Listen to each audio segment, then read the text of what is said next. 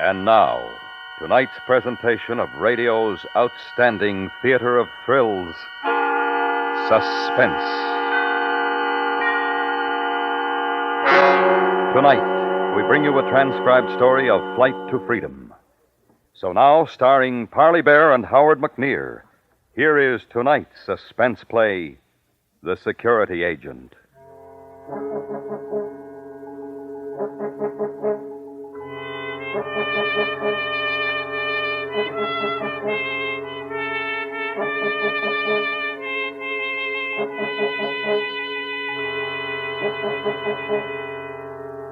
The plan was almost laughable in its conception. The beginning was 4 months ago. The place, Krakow, Poland. There were two friends, Joseph Ostrowski, a superintendent in the state bus works, and Frederick Zielonko, an executive of the state radio broadcasting company. Both were over 40, both unmarried. They met regularly on Saturday nights for dinner and an evening of chess. In May of 1956, on just such a Saturday, Zielonko was trying to maneuver Ostrowski into a stalemate.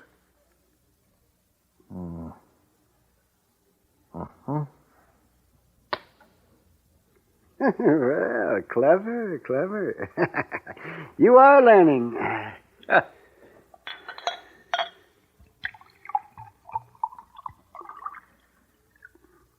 Another beer, Joseph?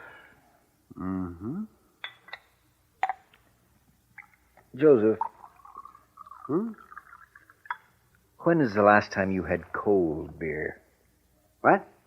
Oh, I don't know. If I had a refrigerator, we could have cold beer. If cows had wings, they would fly. At the trade fair in Warsaw, I saw refrigerators. Big, beautiful refrigerators. I wonder where they went. Who got them? Oh, don't be funny. It's all very well for you. You didn't go. You didn't see what I saw. I had to broadcast it. I heard you weren't very good. I'm not an announcer. I'm an official.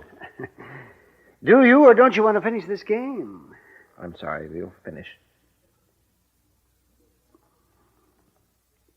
Joseph.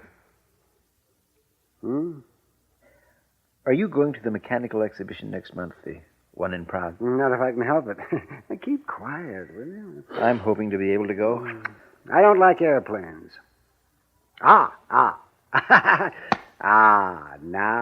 get out of that. I think I will. Huh? Get out.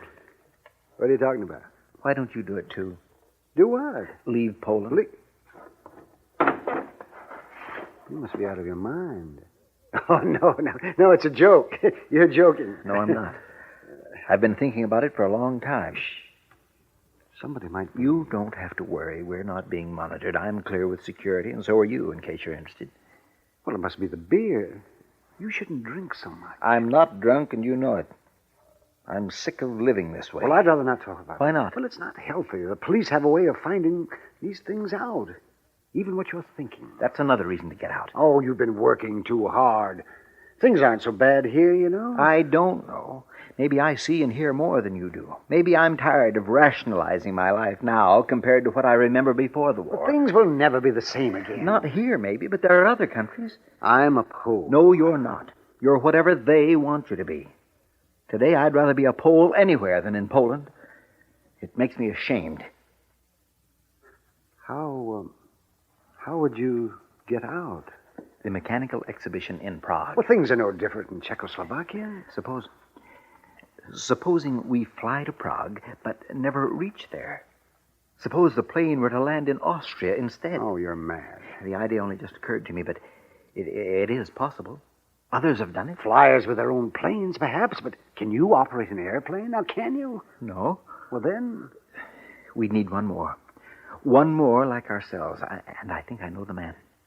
3 of us, with pistols, and at the right time force the pilot to take us to Austria. Oh, Frederick, no. That's a very bad novel. I mean it. Oh, 3 of us, you and I, and one other nameless idiot, take over an airliner in the air and force the pilot, and not to speak of the other passengers, force them to land in Austria? We could do it. Oh, you could do it, not me. I'll say prayers at your trial. And I'll miss you when they execute you. I've considered that, and I think I'm willing to take the chance. You're serious? You're really serious? Yes. If I can get the opportunity to go. Where would you get a gun?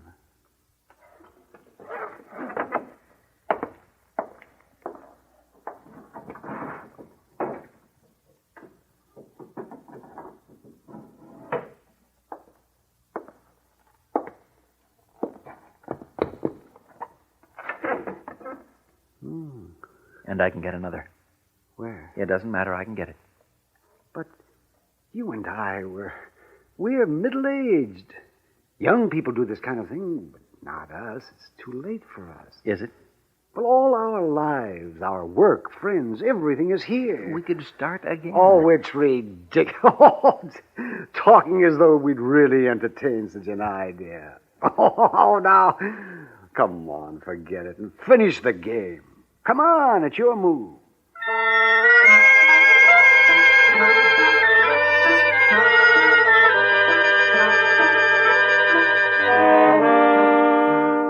A week later, on the following Friday, Frederick Shilanko was called into the office of the manager of the state radio. The man's name was Kojun. He liked Shilanko, and he offered his subordinate a cigar. Shilanko? Comrade Kojun? Shilanko, I've had my eye on you. Oh? I've had my eye on you, and I've been wondering. Something wrong? You puzzled me. In what way? I've wondered why a man of your abilities, your obvious devotion to your work, had not become a party member. Oh. Well, Comrade, I'm afraid I suppose that I'm not well enough politically adjusted. Perhaps I'd rather others make the decisions for me. It makes it a little awkward at this time. You see, there is the mechanical exhibition in Prague. Yes, I know. You are the logical man to send to supervise our broadcasts, but it's a question of sending you to Czechoslovakia, you see. But, Comrade, surely my record... Oh, you've been cleared by security. No question of that, my friend. No. It's a matter of political expediency. A party member would make a so much better impression with our comrades in Prague. Ah, yes. On the other hand, there's not a man in the company with your qualifications to fulfill the task. Yes, I can see it is a problem. You understand that these objections come from a high source, and believe me, Chilanko, they are not personal. I believe you. Therefore, if I am forced to assign another man, a party member, to accompany you, a man who is outwardly your superior, you would understand. Well, I'm not sure. Someone who can meet the officials in Prague. Someone who can speak as a representative of the state radio.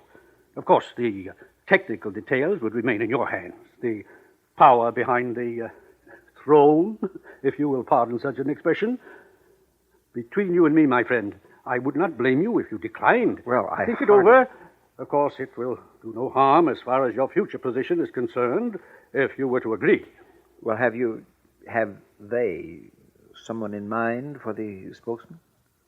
Vladimir Haleski. Haleski? He is a party member. Of course, I understand. Think it over, my friend. I have. I should be honored to represent the state radio and do my best in whatever capacity. Shilanko, I salute you. I may add that you have saved my neck with those in higher places. We can be sure that in your able hands the broadcasts will be successful. I shall make all arrangements. You and Comrade Haleski leave next week. By plane, Comrade? Of course, by plane. Our newest, I should say, our great neighbor's newest and best transport. Thank you, Shilanko. Thank you.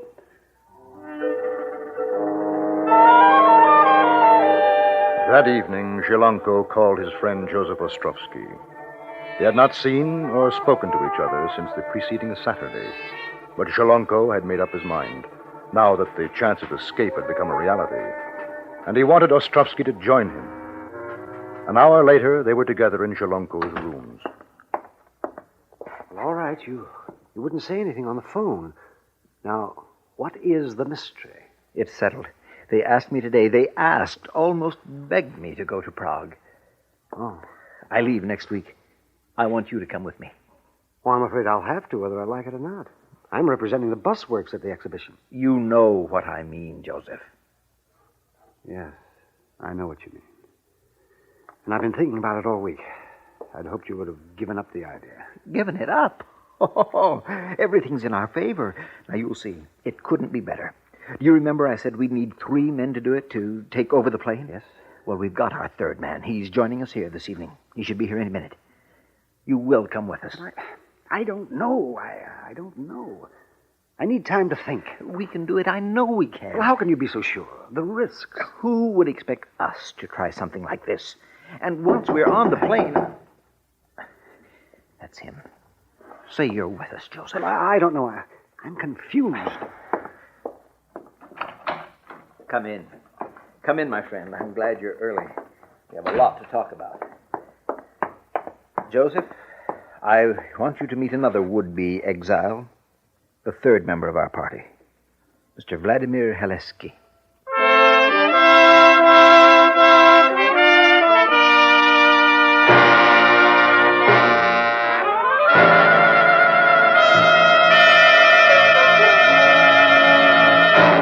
You are listening to The Security Agent, tonight's presentation on radio's outstanding theater of thrills, Suspense.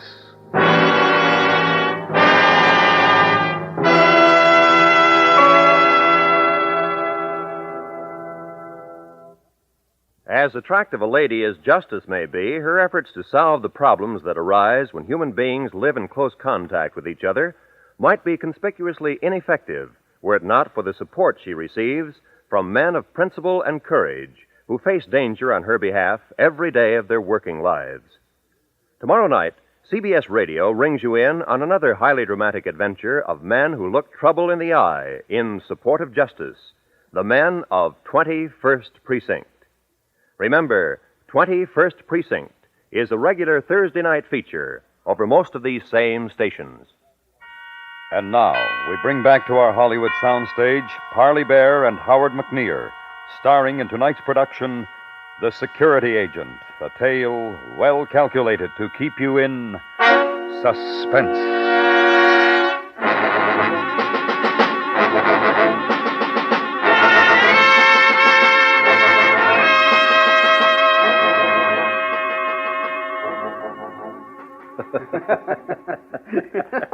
Well, I should be happier if I could understand the joke as well.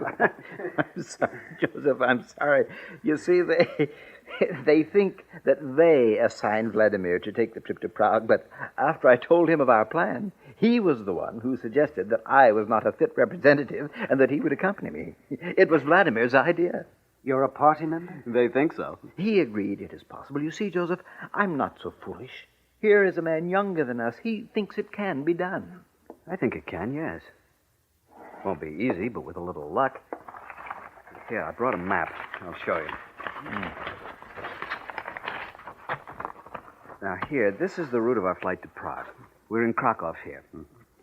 We fly west to Prague, here. Now, the closest point to Austria is approximately here at Kolin, some 75 to 80 miles from the border. Just before we reach there, that is the time we take over the plane. But what if the pilot sends out a radio alarm? Won't they send up Czech fighters? It's a chance we have to take. I don't think they'd shoot us down anyway. There'll be too many important people going to the exhibition. And if each of us handles our assignments correctly, they'll send no messages. Well, Joseph? I can't talk you out of it. No, my mind's made up. I'm going. All right. Then I have to come with you. They talked and made their plans far into the night. They knew that it might be unwise to be seen together after that until they boarded the plane. It was agreed that only 2 guns would be carried, and both of these by Haleski, who, as a party member, would be least likely to be searched. Once on the plane, a gun would be given to Zhelonko, and the other retained by Haleski. Ostrovsky, by his own admission unused to firearms, would act as liaison between the 2 men once the plane had been taken over. You, Frederick, will keep the passengers in their seats. As far as I know, the plane won't be full. Probably 20, possibly 30, but no more. We'll know that in a day or 2. Now, I'll take care of the pilot's cabin. Ostrovsky, it'll be up to you to help Frederick with the passengers. I'd feel better if Joseph had a gun, too. 20 or 30 people aren't going to be easy to watch. We can't risk one of you carrying a gun. If you search, we're finished before we even take off. All right. Well, then I think there's no more to be said. Good luck to us all. Good luck. Good luck.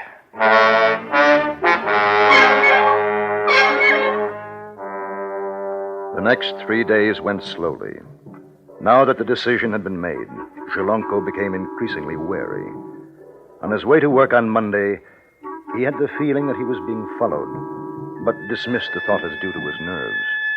He carefully avoided any words with Haleski at the radio station, although he saw him 2 or 3 times that day. On Tuesday, both Zhelonko and Haleski were called to the manager Korjon's office for instructions concerning the radio broadcast schedule at the Prague exhibition. On their way out, in an empty corridor, Haleski passed a note to Zhelonko and walked downstairs to his office. The note read, State security agent will be on board plane with us. I don't know his identity, but we'll try to find out. No reason to think they suspect us. Probably only routine precaution, but be careful. Behave normally. Destroy this immediately. Zhelonko went into the lavatory and burned the note. On his way home that night, once again he had the feeling that he was being followed.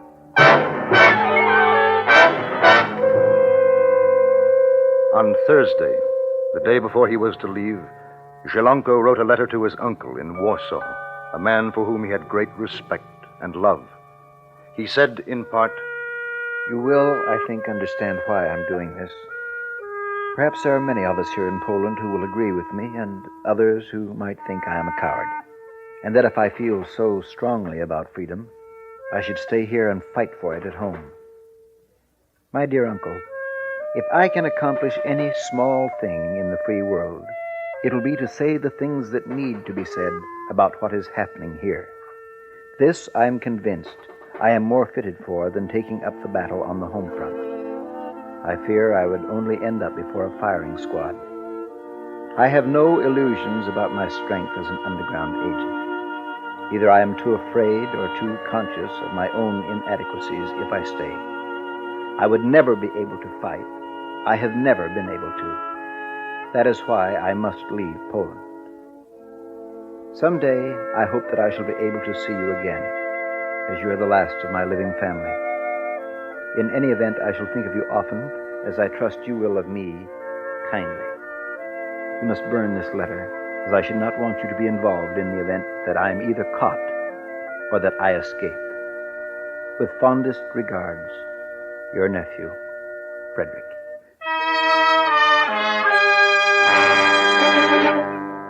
On Friday morning, in the second week of June, the sleek transport plane began loading passengers at the Krakow airport. Among the passengers were Frederick Zhelonko, Joseph Ostrovsky, and Vladimir Haleski. There was another man who walked out to the loading ramp behind Zhelonko. Zhelonko, wait! Comrade Korjon. A little surprise, huh? A pleasant one. To tell the truth, I have no right to make this trip, but I thought it would be nice to get away for a few days, so at the last minute, I had it arranged. My wife is furious. Of course, my presence at the exhibition completely will be unofficial, you understand. You won't give me away, will you? I wouldn't dream of it, Comrade Korjon.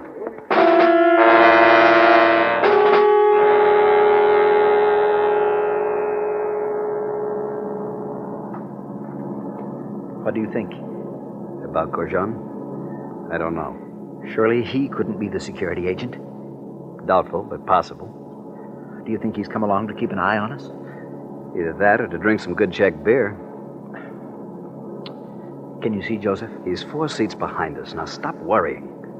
When I give the signal, he'll follow us forward toward the pilot's cabin. Don't worry.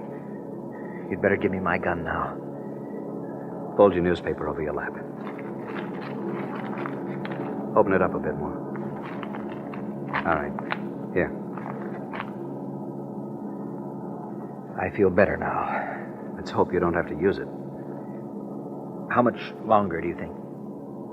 40 minutes. Relax, sit back. Well, I'm worried about that security agent. Supposing he knows. How can he?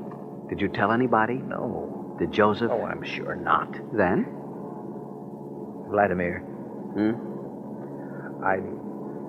I did tell one person. What?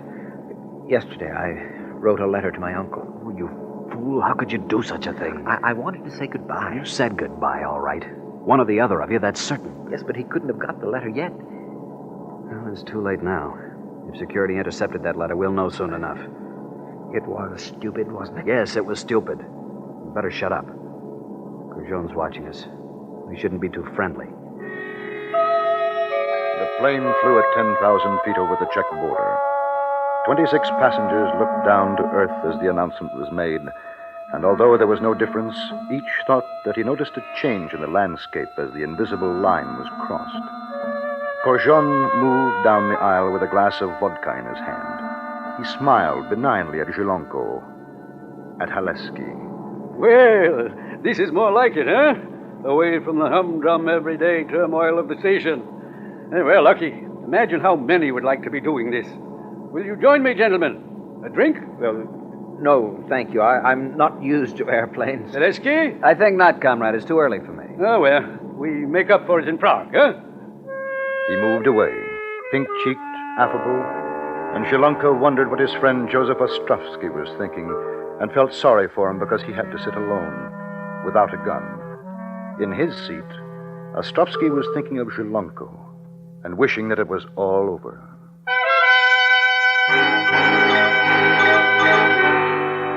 Then they were 10 minutes away from the point where they would make their attempt. Zhilanko became increasingly nervous. Look here. Supposing there's more than one security agent. They carry guns. I might not be able to hold them off. You'll have to. They can't know about us. They can't. They'd never have allowed us to get on the plane. Don't you think? With the security police, I've learned it's better not to try to guess. You never know. How will you know the pilot's flying the right course to Austria? I told you I'll know. I can fly a plane. Now stop it. You're beginning to make me nervous. I'm sorry. How much more time? 9 minutes. Zhilanko tried to count the seconds and watched them grow into minutes. And suddenly it was time. He felt an elbow nudge his side, and he reached into his pocket for the cold comfort of the gun. His mouth was dry, and he was very afraid. The two men slowly walked forward to the pilot's compartment, and a moment later they were joined by Ostrovsky. All right, I'm going in now. Don't show your gun until you have to, Frederick. And for heaven's sake, try not to use it. Good luck. Yes, good luck. Well, Joseph, it's happening. I know. How do you feel? Sick. There's still time to stop this, you know. Not now. Joseph, that fellow in the third seat back, I don't like the way he might be the one, the security agent. Everybody's looking at us. The attendant will be along in a minute. We're not supposed to be standing here. I wonder what's happening in there. In the pilot's cabin, Vladimir Haleski had worked very quickly. With the pistol butt, he had knocked out the radio operator and was covering the pilot and co-pilot. His orders were terse and to the point. We've taken over the plane. There are more of us taking care of the passengers. You will change your course to the south. If you do as I say, you will not be harmed. If you try to be clever, I'll shoot. I know how to fly this plane, so please don't force me to prove it. We wish to land in Austria. You can make for Krems or Vienna. After we land, you can do as you wish. Stay with us or go on your way. That's up to you. Change course. Now, please. On the other side of the compartment, Zhilanko and Ostrovsky waited, and they felt the plane begin to swing around. The passengers became aware of it, too. What's the matter? Why are we turning? Now we'll see if there's trouble. Don't take out your gun, Frederick. Leave it in your pocket. I've got Listen to. to me, my friend. I've got a gun. You feel it. Now, please don't do anything. You are my dear friend, and I don't want you to be hurt. I tried to stop you from doing this. Joseph. I want to save you because you're my friend. That's why I didn't stop you before. I couldn't let you know. But it's still not too late. Now, help me to take Haleski, and no one needs to know about you.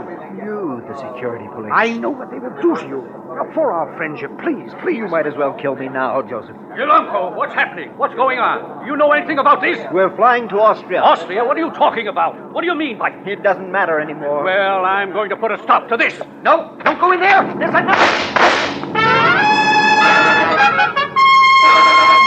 It is questionable, as the cabin door was opened, which of them fired first, Zhilanko or Ostrovsky.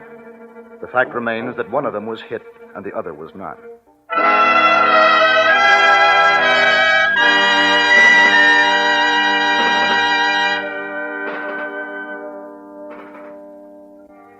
3 weeks later, two men met in a hospital room in Vienna. The one, lying thin and pale in bed, was Joseph Ostrovsky.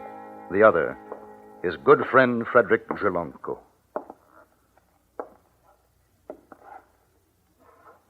Well, Joseph, how are you? Better, thank you. I'm sorry that I hurt you. If you had not, you'd be dead now. Yes, I suppose so. You'll be going back soon? As soon as I can get up, yes. Will they do anything to you? I don't know. They might. But I have to go back. Why? Because I must. You could stay here, find asylum with Haleski and me. I don't think your new friends would appreciate the fact that I've been a security agent. Others have done it. I asked you before, Joseph. I'll ask again. Get out. Don't go back. There's nothing for you there. We don't feel the same way about things. You and I. Yes, we do. Otherwise, you couldn't have protected me for as long as you did, knowing the way I felt. Don't you understand? Joseph, please, don't go back. I'll do everything I can to help. I'll think about it.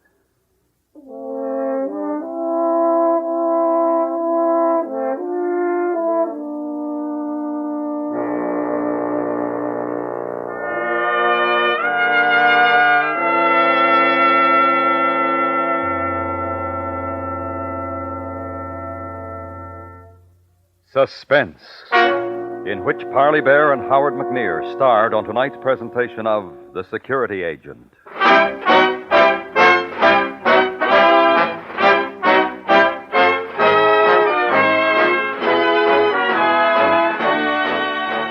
Suspense is produced and transcribed in Hollywood by Anthony Ellis.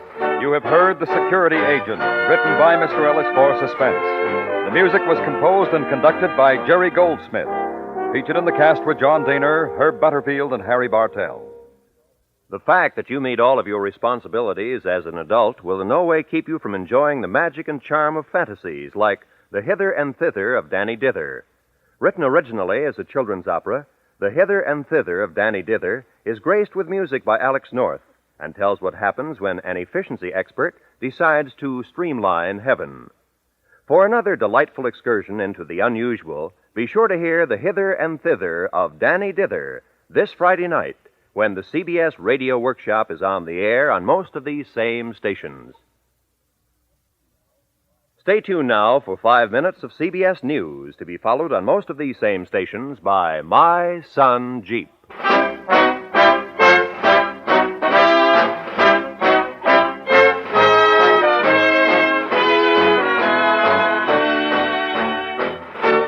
America listens most to the CBS Radio Network.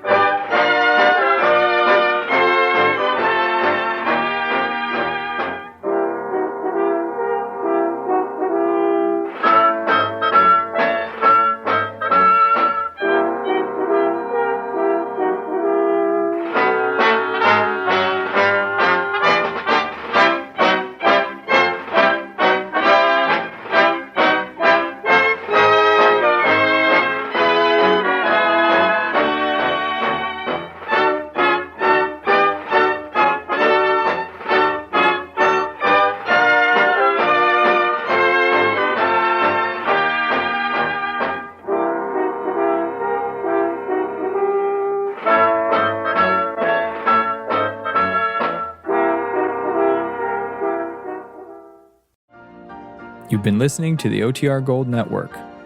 Find more classic radio at otrgold.com.